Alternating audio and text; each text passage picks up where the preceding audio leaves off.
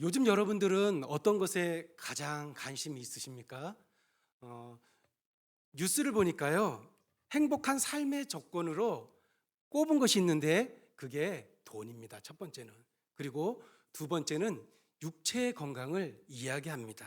그래서 요즘 우리가 신문이나 텔레비전, 유튜브를 보면은 건강 문제를 상당히 비중 있게 다루고 있습니다. 그래서 이제는 일반인들도 건강에 대해서는 많이들 알고 있습니다. 우리는 육체적으로 튼튼한 사람만을 건강하다고 말하지 않습니다. 육체의 건강 못지않게 중요한 것이 있습니다. 그것이 무엇일까요?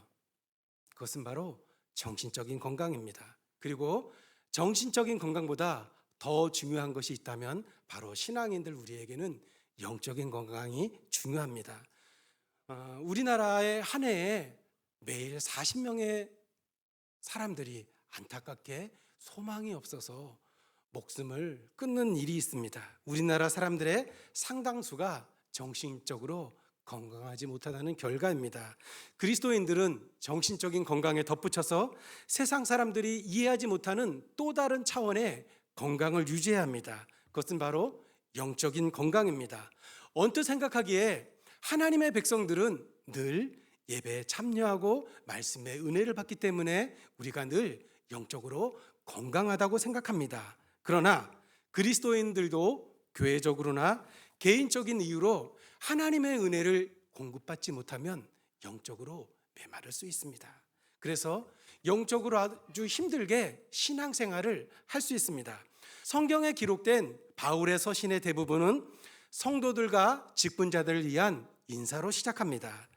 우리나라 사람들은 처음 보는 사람들에게 인사를 잘한다고 이야기합니다. 우리나라를 방문한 외국 사람들은 처음에는 한국 사람들이 무뚝뚝해 보입니다. 그런데 시간이 지나면서 그 속마음은 따뜻하다고 이야기하는 것을 TV의 인터뷰를 통해서 본 적이 있습니다.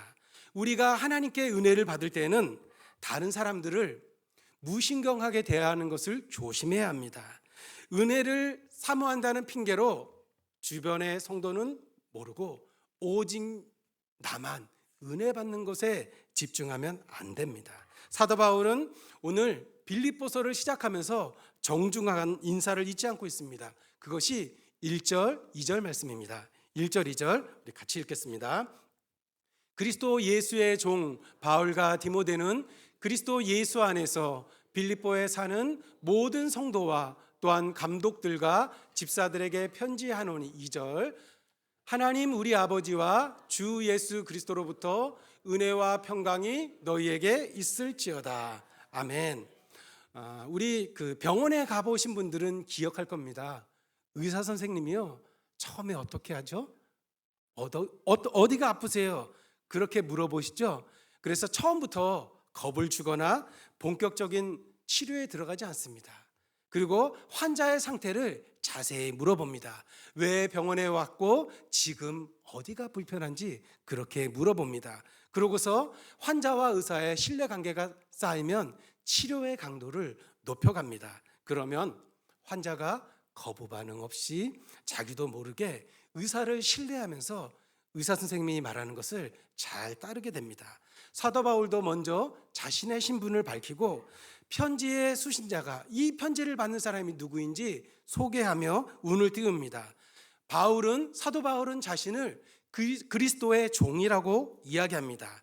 그리스도의 종 바울과 디모데를 소개합니다. 당시 로마 시대의 종이라는 사람은 어떤 사람입니까? 전혀 자유가 없는 노예를 말합니다. 사도가 바로 인간 취급을 받지 못했던 그 노예와 자신을 똑같이 동일시하고 있습니다. 하지만 그는 어떤 사람입니까?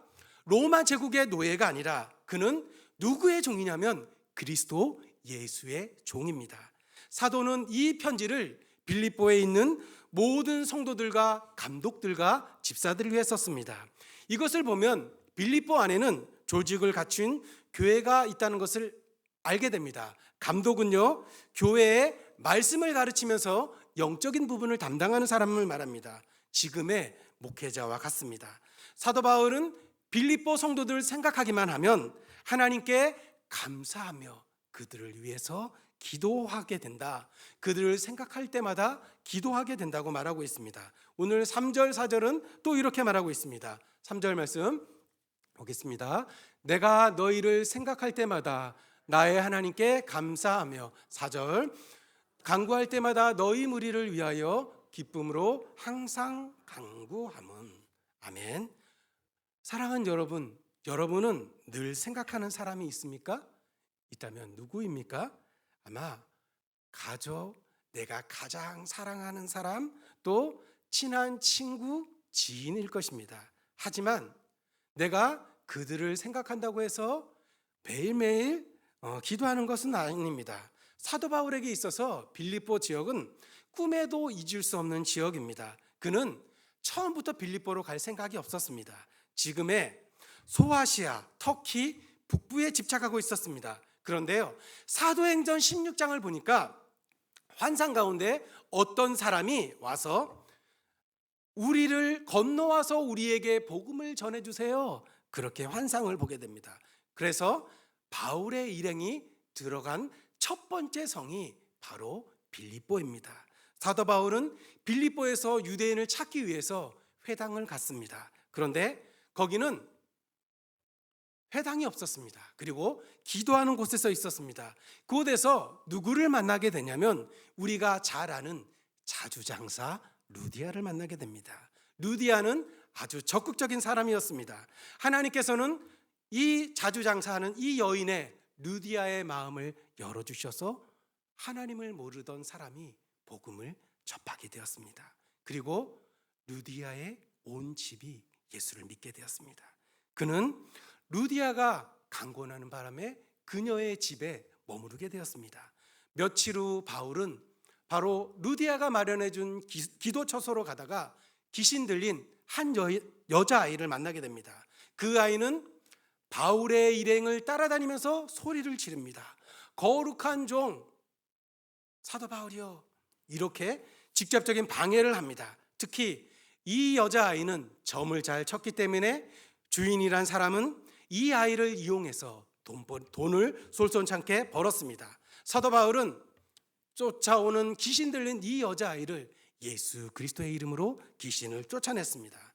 아이에게서 귀신이 떠나가니까 더 이상 점을 칠 수가 없습니다. 그리고 주인은 이상한 제목으로 이들을 감옥에 보내게 됩니다. 그래서 바울과 실라는 감옥에 갇혀서 실컷 복음을 전했는데 두들겨 맞게 됩니다. 그러나 그들은 지금의 상황에서 조금 더 위축되거나 두려워하지 않고 하나님께 마음껏 기도하고 밤중에 찬송을 하게 되었습니다. 그때 놀라운 일이 일어나게 됩니다. 성령의 역사가 나타나게 되었습니다. 눈에 보이는 기적이 일어났습니다. 감옥에 갇혔던 모든 사람들의 착고가 풀어지고 자유의 몸이 되었습니다. 그때 간수가 죄수들이 도망간 줄 알고 칼을 빼서 자기의 목숨을 끊으려고 합니다. 그때 바울이 이렇게 말합니다. 우리가 다 여기에 있으니까 당신의 몸을 상하게 하지 마십시오. 그럴 때 간수가 이렇게 이야기하죠. 내가 어떻게 해야 구원을 얻을 수 있습니까? 그 유명한 말씀이 여기서 나옵니다. 사도행전 16장 31절 말씀. 주 예수를 믿으라. 그리하면 너와 내 집이 구원을 얻으리라. 아멘. 바울은 주님의 말씀을 전했습니다. 그리고 빌립보 간수와 그 집에 속한 모든 사람이 예수님을 믿게 되었습니다. 빌립보 교회는 이렇게 해서 교회가 세워지게 되었습니다. 아주 짧은 기간이었지만 루디아와 같은 동력자가 있었습니다. 핍박과 함께 강력한 성령의 역사가 있었던 교회가 빌립보 교회입니다. 그리고 사도 바울은 빌립보에서 하나님의 말씀의 은혜를 경험했고 하나님의 능력을 체험했습니다. 그래서 바울에게는 빌립보 하면 잊혀지지 않는 추억의 장소입니다. 빌립보 성도들 하면 정말 가슴에 사무치는 사람들이 바로 빌립보 성도들입니다. 그래서 바울은 이들을 생각할 때마다 그 감동이 되살아나서 내가 하나님께 감사드리고 이들을 위해서는 기쁨으로 기도할 수밖에 없다고 오늘 빌립보서 1장을 통해서 이렇게 말하고 있습니다. 지금 사도 바울은 어디에 있습니까? 오늘 오전에 우리 목사님께서 말씀하셨습니다. 바울은 로마 감옥에 지금 갇혀 있는 상태에서 빌립보서를 쓰고 있습니다. 다른 데 있는 것이 아닙니다. 이것은 감옥 안으로 전달된 빌립보 성도들의 사랑의 선물 때문에 빌립보서를 쓰고 있습니다. 빌립보 성도들이 보낸 헌금을 대하면서 금전적인 가치를 훨씬 뛰어넘는 바로 하나님께서 바울을 잊지 않고 하나님의 엄청난 은혜를 맛보게 되었습니다. 그러면서 바울은 5절에서 이렇게 말하고 있습니다. 1장 5절입니다. 너희가 첫날부터 이제까지 복음을 위한 일에 참여하고 있기 때문이라. 아멘. 지금 바울은 어디에 있습니까? 로마 감옥이라는 열악한 환경에 갇혀 있습니다. 보통 사람들은 바울쯤 되면 감옥에 갇혀 있는 것 그렇게 어렵지 않을 거라고 생각합니다. 그렇지 않습니다. 사도 바울도 인간입니다. 감옥에 있으면 어떻습니까? 힘들고 외롭습니다. 답답합니다. 자유가 없습니다. 배고프고 너무나 외롭습니다. 그리스도의 위로가 넘치지만 예수님이 날마다 주시는 은혜가 있지만 성도의 교제가 너무나 그립습니다. 이런 바울에게 마게도니아에서 로마까지 사람을 보내서 헌금을 보냈습니다. 이것은 바울에게 엄청난 격려와 위로가 되었습니다. 빌립보 성도들이 보낸 헌금은 두 가지 의미가 있습니다. 첫 번째는 그는 결코 혼자가 아니라는 위로입니다. 위대한 사도에게도 감옥은 지옥과 같은 것입니다. 그가 고난을 자처했어도 아픈 것은 아픈 것입니다. 이런 고통을 혼자 감당한다고 생각할 때 너무나 마음이 때로는 힘듭니다. 어쩌면 고통이 더할수록 영적인 침체에 빠질 때도 있었습니다. 이때 에바브로디도 편에 작은 선물이 도착했습니다. 나 혼자 예수님 때문에 고난을 당하는 것이 아니고 빌립보 성도들도 바울의 고난에 함께 동참한다는 것을 생각하면 바울은 정말이지 마음이 든든했습니다. 두 번째는 또한 사도 바울은 이 헌금을 전달받고 하나님의 위로를 경험했습니다. 오늘 6절에 보면 또 이렇게 말하고 있습니다. 6절 말씀입니다. 너희 안에서 착한 일을 시작하신 이가 그리스도 예수의 날까지 이루실 줄을 우리는 확신하노라. 아멘. 사도 바울은 빌립보 성도들의 작은 성의를 보면서 이것은 하나님께서 그들을 통해서 역사하신다는 것을 알게 되었습니다. 바로 그들 뒤에 어마어마한 능력의 하나님이 바울과 함께 한다는 것을 보여주고 있습니다. 사랑하는 여러분, 매일매일 우리를 힘들게 하는 것은 셀 수 없이 많이 있습니다. 우리가 이 세상에서 먹고 사는 것 그렇게 넉넉하지 않습니다. 직장에서 만나는 사람들은 늘 우리를 좋게 대하는 것이 아니라 때로는 마음이 너무나 힘들어서 우리의 마음이 힘들 때가 있습니다. 그리고 정말 우리가 가정에서 위로를 받아야 되는데 그렇지 못하는 경우도 있을 수 있습니다. 이 다양한 어려움에서 그러면 성도인 우리는 무엇으로 기쁨과 위로를 받을 수 있을까요? 그럴 때일수록 우리는 기억해야 됩니다. 바로 성도들의 교제가 낙심해 있는 사람들을 다시 일으켜 세워집니다.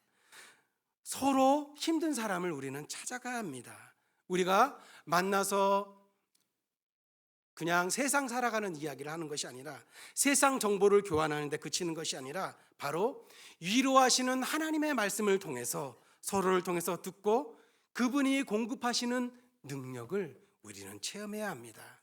각 사람의 형편과 처지는 다릅니다. 그렇지만 우리에게는 공통된 것이 있습니다. 모든 사람에게는 하나님이 주시는 위로가 필요한 사람입니다. 그래서 성도의 교제는 서로를 위하여 기도할 마음을 일으킵니다. 그리고 내가 지금 어떤 것이 힘들다고 정직하게 털어놓고 구역 모임 가운데 서로 공감하면 우리의 마음도 정화되는 경험도 하게 됩니다. 오늘날에는 정신적으로 자폐에 걸린 그리스도인들이 많이 있습니다. 다른 사람과 교제하지 않고 나 혼자 갇혀서 사는 사람들도 있습니다. 이럴 때일수록 어떻게 해야 되냐면 성도의 교제에 우리는 열심을 내야 합니다. 서로 돕는 손길과 따뜻한 말을 통해서 친근히 다가오시는, 우리에게 친근히 다가오시는 하나님의 은혜를 발견할 수 있습니다. 다시 말해서 나를 위해서 일하시는 하나님의 은혜를 경험하게 됩니다. 때로는요, 하나님께서는 옆에 있는 지체를 통해서 일하기 시작합니다. 그래서 우리는 이런 하나님의 역사를 보게 되면 이 선한 일을 중단하지 않으시는 하나님을 의지할 힘을 얻습니다. 이것은 엄청난 약속입니다. 사도 바울은 빌립보 성도들에게 예수의 날까지 이루실 줄을 내가 확신한다고 6절을 통해서 말하고 있습니다. 이 말은 빌립보 성도들이 바울을 계속 도와야 한다는 그런 말이 아닙니다. 사도 바울은 바로 빌립보 성도들의 손길을 통해서 하나님의 큰 손을 보았습니다. 그리고 하나님은 다른 사람을 통해서도 바울을 도울 수 있다는 것을 알게 되었습니다. 우리가 하나님의 말씀을 듣는 것은 단순히 성경 해석을 듣는 것이 아닙니다. 특별히 나에게 지금 내가 처한 상황에서 무슨 말씀을 하시는지 듣는 것입니다. 우리는 설교 말씀을 들으면서 나에게 스스로 적용해 보아야 됩니다. 말씀이 내게 적용될 때, 내가 정말 힘든 상황에 있을 때 내 마음의 어둠이 걷히게 됩니다. 그리고 우리가 부른 찬양처럼 기쁨에 뛰면서 하나님 앞으로 나아가게 됩니다. 사도 바울은 인생에서 가장 우울하고 미래를 예측할 수 없을 때 어떻게 했습니까? 모든 시름을 물리치고 기뻐할 수 있는 방법을 오늘 우리에게 가르쳐주고 있습니다. 그것이 무엇입니까? 저 화면에 나온 것처럼 작은 것을 통해서 하나님의 큰 뜻을 발견하는 것입니다. 작은 것을 통해서 하나님의 큰 뜻을 발견하는 것, 이것은요 바로 그야말로 금강을 찾는 것입니다. 사도 바울은 빌립보 성도들이 보낸 작은 선물을 통해서 하나님의 큰 도움의 손길을 알게 되었습니다. 7절에 보면 또 이렇게 말하고 있습니다. 7절 말씀입니다. 같이 읽겠습니다.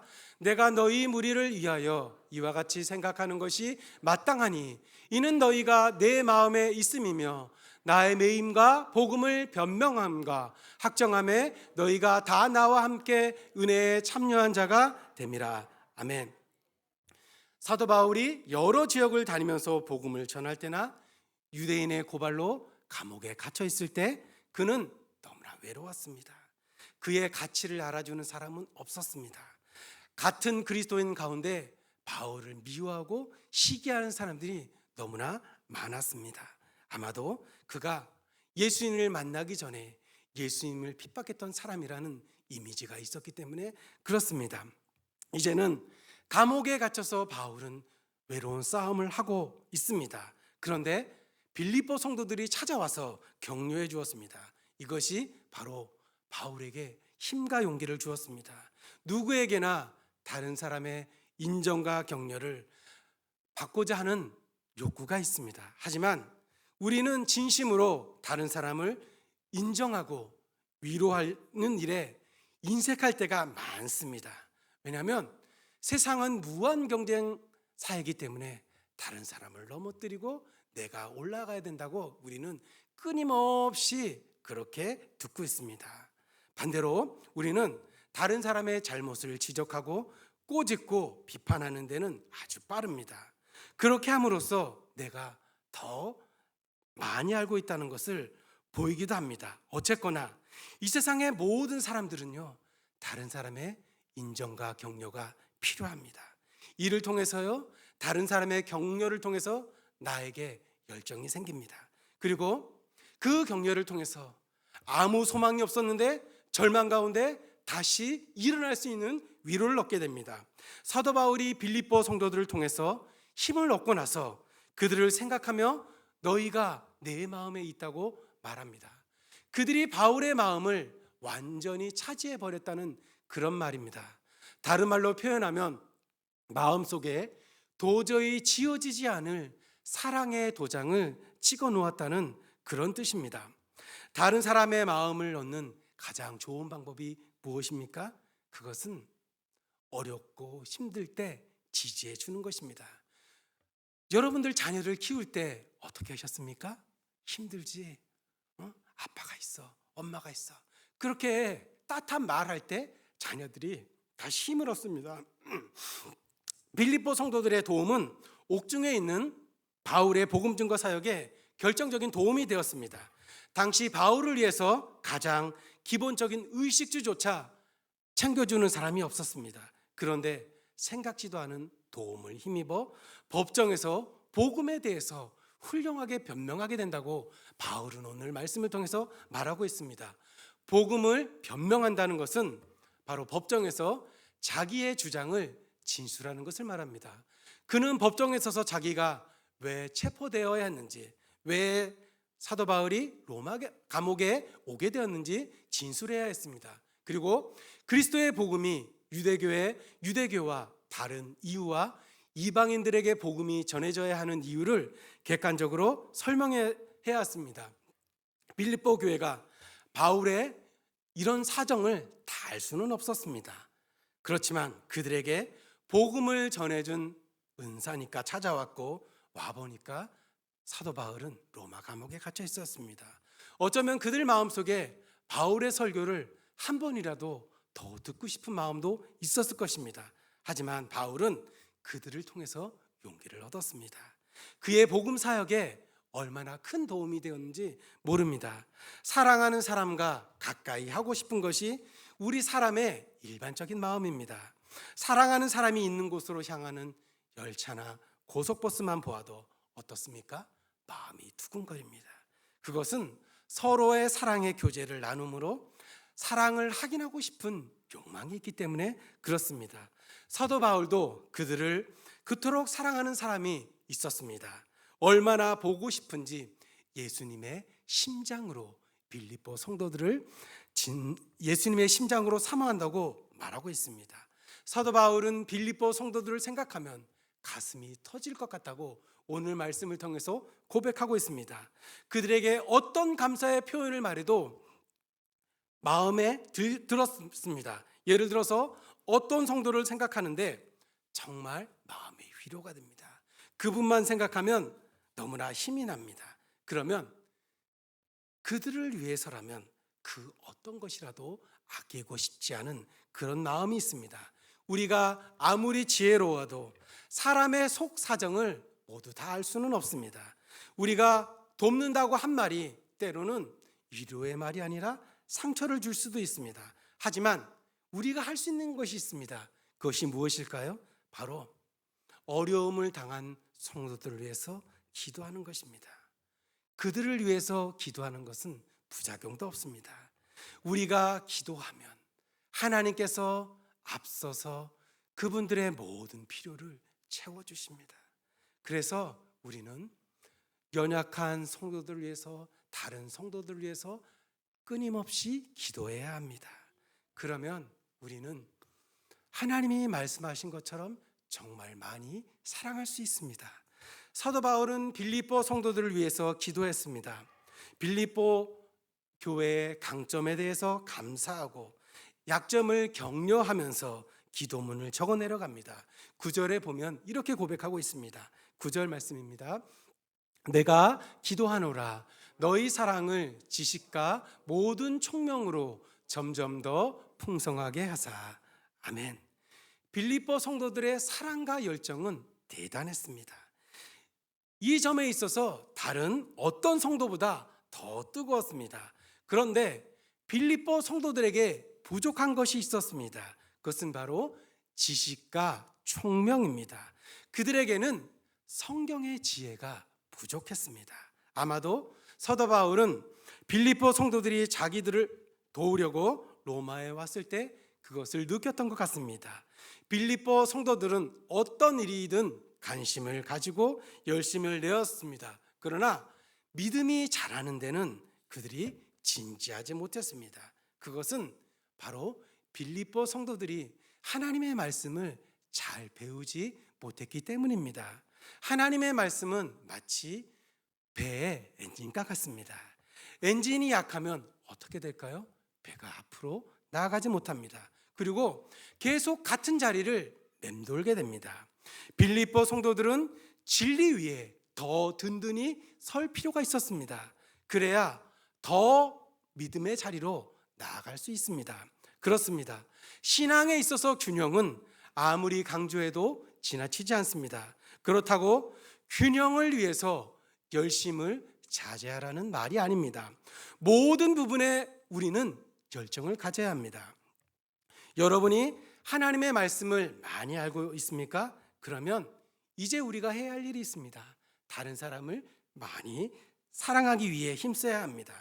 하나님을 아는 지식과 함께 다른 사람을 용납하고 있는 모습 그대로 받아들이고 인정하는 것을 배워야 우리가 제대로 잘하고 있는 것입니다. 교회 안에서 열심히 봉사하고 계십니까? 이제는 사회로 눈을 돌려서 이 세상에 빛과 소금이 되기 위해서 우리는 힘써야 합니다. 한 곳에만 집중하면 위험합니다. 그래서 오늘 사도 바울은 매사에 총명이 필요하다고 말하고 있습니다. 여기에서 이 총명은 10절에 보면 그 총명에 대해서 이렇게 말하고 있습니다. 10절 말씀입니다. 너희로 지극히 선한 것을 분별하며 또 진실하여 허물 없이 그리스도의 날까지 이루고. 아멘. 그가 말하는 총명은 단순히 처세술이 아닙니다. 바로 하나님의 뜻을 아는 능력을 말하고 있습니다.